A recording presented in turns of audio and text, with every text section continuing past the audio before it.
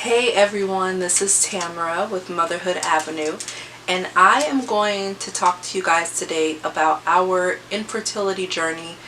It's literally the whole reason why I started Motherhood Avenue, how I came up with the name, just because it was a journey and a road to get to becoming a mother, and it was a difficult road and a very unexpected road. So I want to tell you guys the story.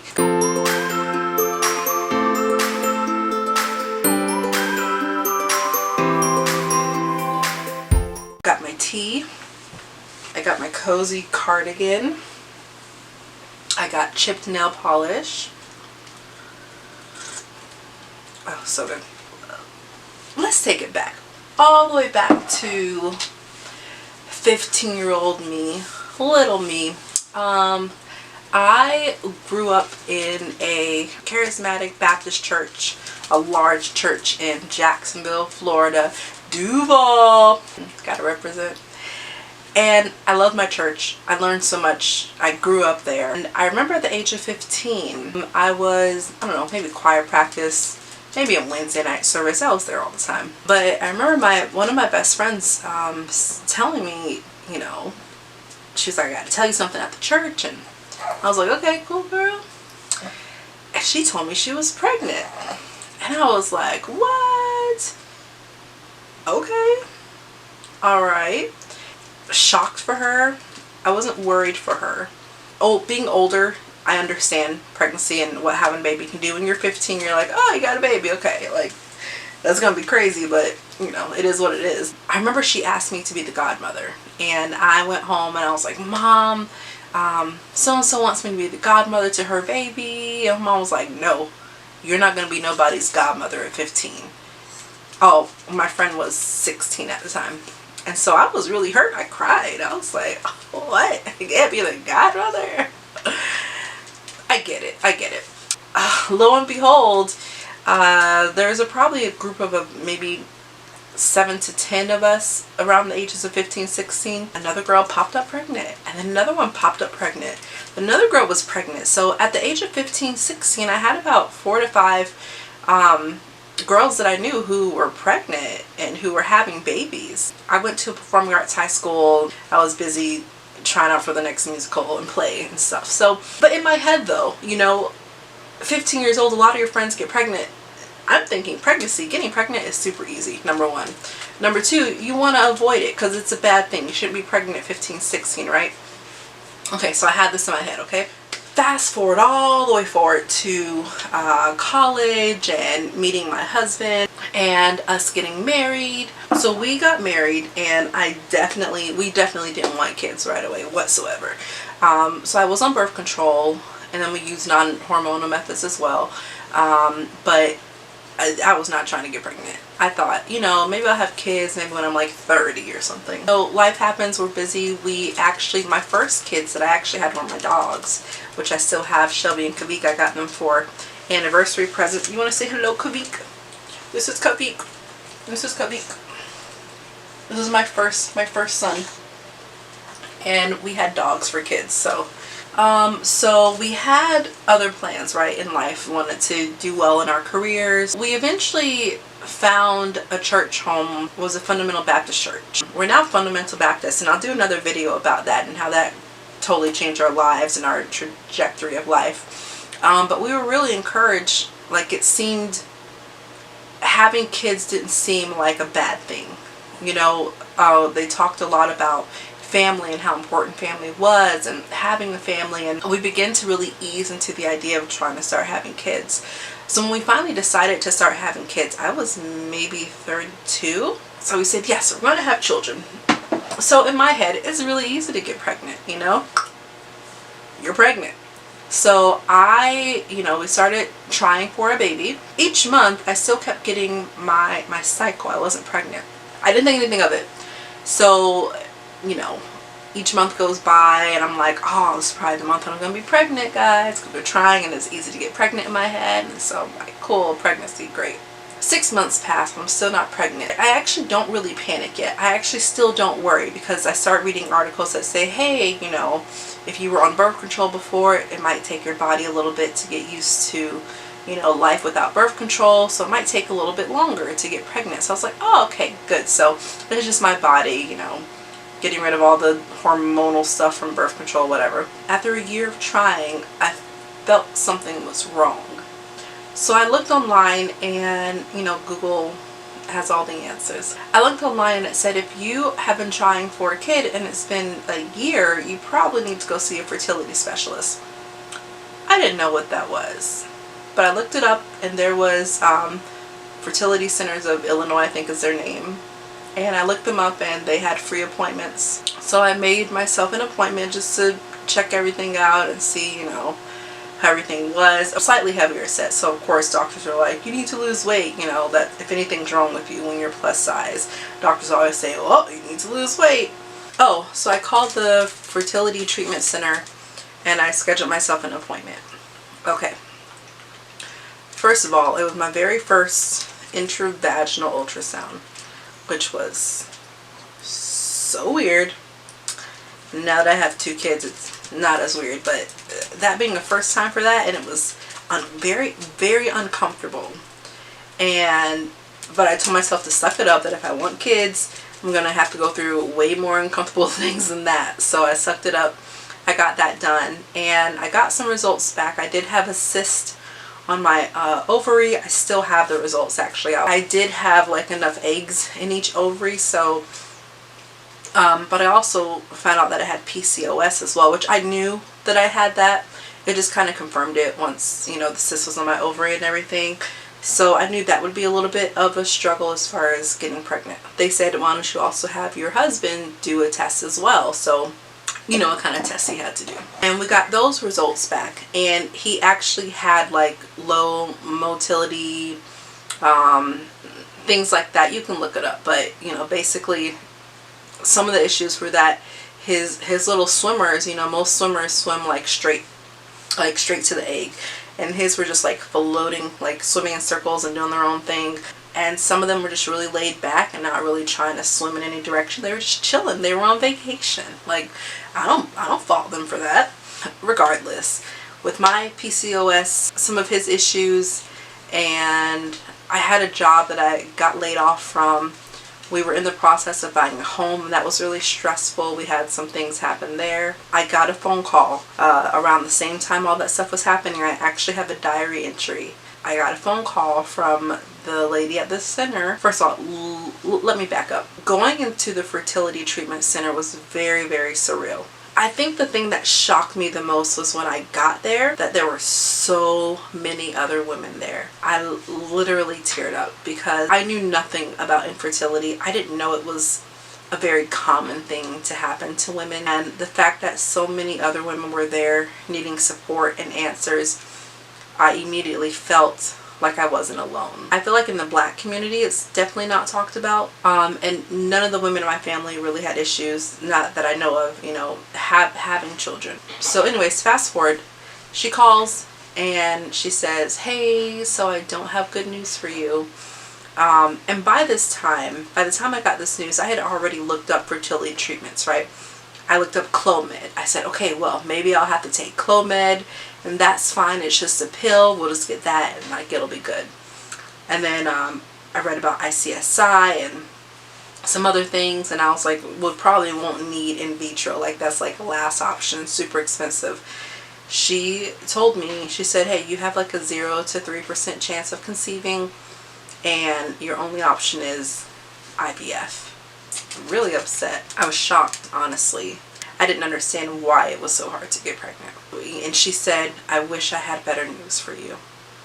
And she said the same thing in the email too, like, I'm sorry I didn't have better news for you. And I remember crying and then diving into Google research. So I tried to research, the costs of IVF and the plans, and for a while there I was really, really sad. I talked to my husband about it. He was sad too, but we also have great faith in God, and we have a really good church family who was with us every step of the way and prayed for us. So we got those results, and I started Googling like herbs and stuff to take to help with fertility, herbs to take for my husband to take to help with his stuff as well. So we just started taking stuff. I actually, and so I tried taking stuff, and I also tried the whole, let's try to lose weight and get really healthy.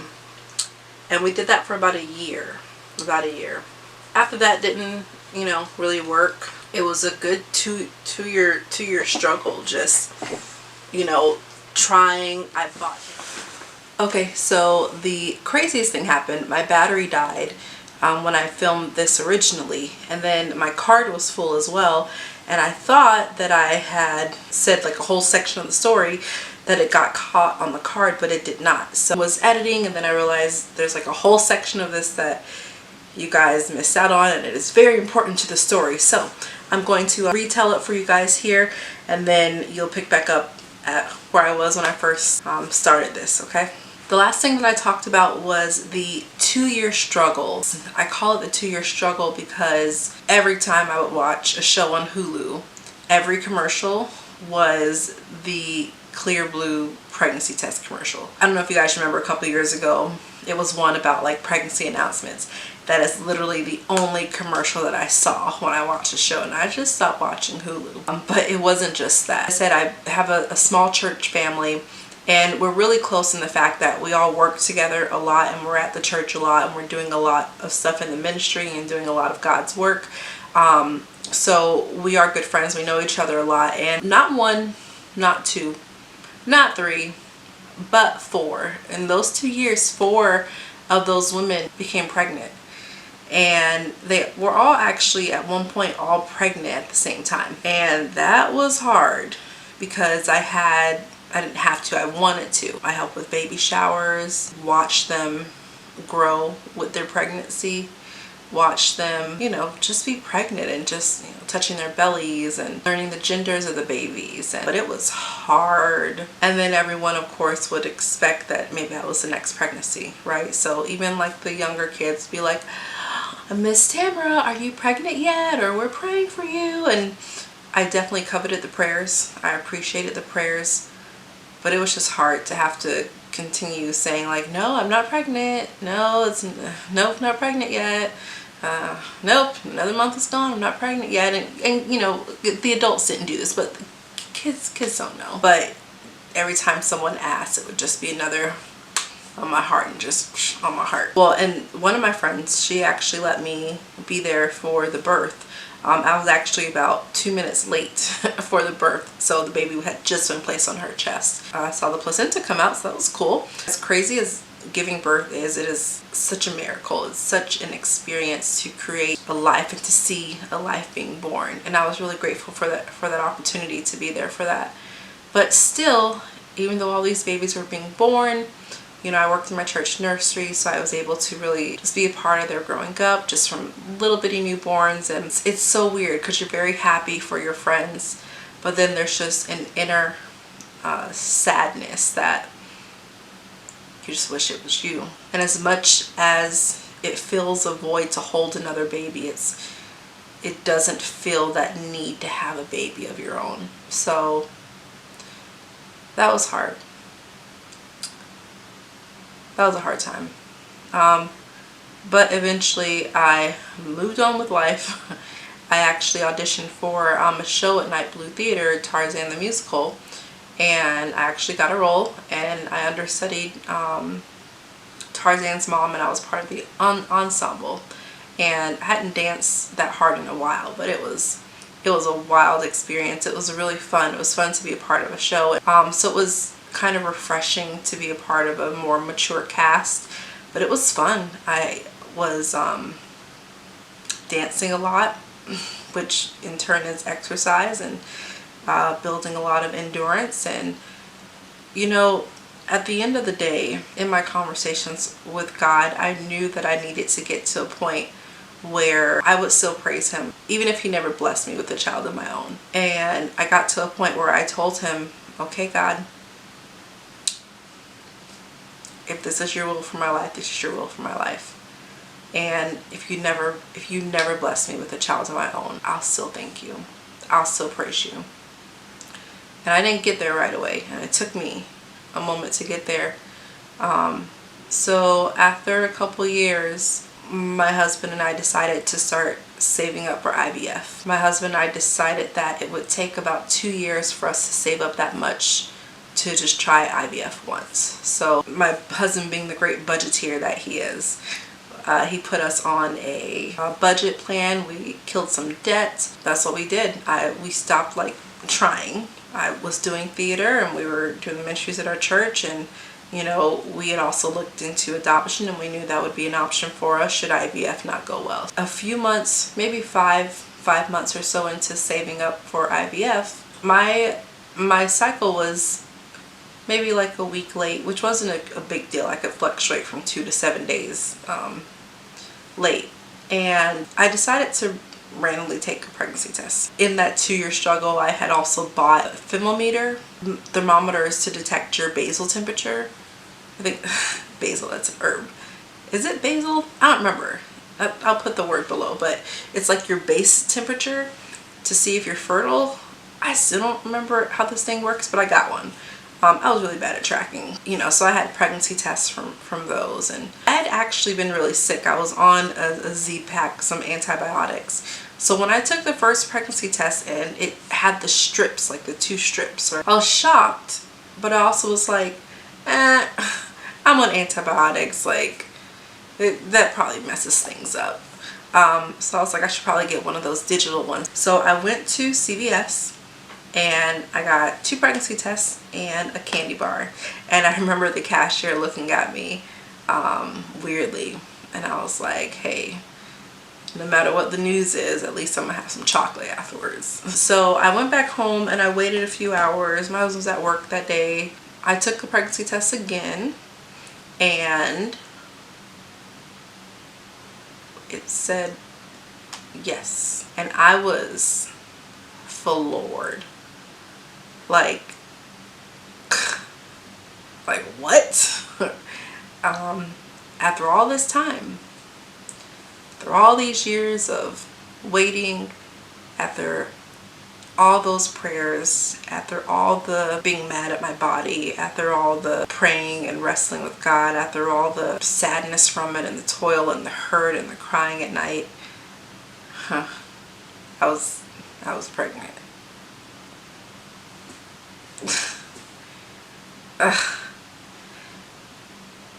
You always hear stories of miracles happening to people. You always hear the things like, oh, you know, it's they stopped trying, they got pregnant, or all of a sudden they just got pregnant. I don't know. Although I had a lot of faith, I wanted it to happen to me. I didn't know if it would happen to me. I was okay if it didn't happen to me. But when it did happen to me, there's just no way to describe that feeling. And I remember going into our backyard and laying on our hammock and putting my hands on my stomach and just telling that little baby that I'm so happy you're here. Okay, continuing on, my battery died, so, and then my card was full, so I had to do some things. Okay, found out we were pregnant, and it was crazy. So I actually ended up having to go, I was scheduled to go on a work trip for a week. So I actually waited like a week and a half to tell him. And I told him on his birthday and surprised him. And I'll link below the video where we announced it to our families, because they all knew we were struggling with infertility, and our church family. And it was such an exciting time. You know, from there it was quite a whirlwind because I didn't know what to do next. We were like, yeah, we're pregnant, and then I guess I called my OB and was like, hey, I'm pregnant, what do I do? And so they scheduled me for an appointment, and it was all very, very surreal. That's our infertility journey. Like, and I know friends who have struggled for years and are just now expecting or have kids, and there are some who don't have kids who are doing IVF, who are doing adoption. And if you're struggling with infertility, I understand, and it hurts. I know it hurts. And I know that feeling of just emptiness and not understanding. And I just want you to know that I'm sorry and I'm praying for you. I can't say anything. You know, we took some herbs. I did a show. We did some exercise. I can't tell you if there was something that we did that helped us to get pregnant.